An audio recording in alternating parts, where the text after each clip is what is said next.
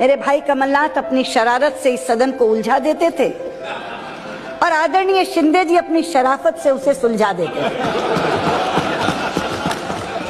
और इस शरारत और शराफत के बीच बैठी हुई सोनिया जी की मध्यस्थता, आदरणीय प्रधानमंत्री जी की सौम्यता, आपकी सहनशीलता और आडवाणी जी की न्यायप्रियता के कारण ये सदन चल सका।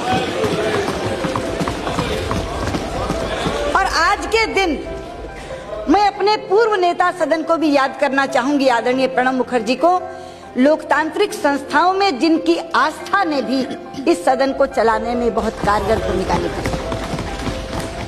ये इसलिए हुआ क्योंकि भारतीय लोकतंत्र के मूल में एक भाव है, और वो भाव क्या है?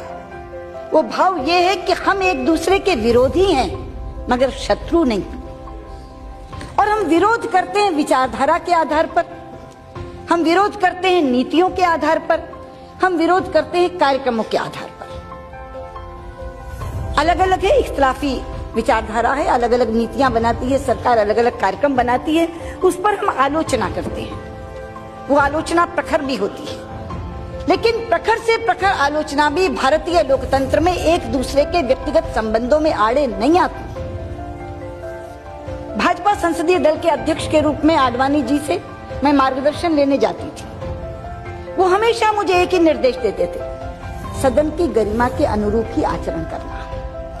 दलगत राजनीति से ऊपर उठकर हमेशा उन्होंने मुझे सुझाव दिया, और मैं आज इस सच्चाई को स्वीकार करना चाहूंगी कि नेता प्रतिपक्ष के रूप में जो भूमिका मैं निभा सकी वो आदरणीय आडवाणी जी के आशीर्वाद के कारण निभा पाई।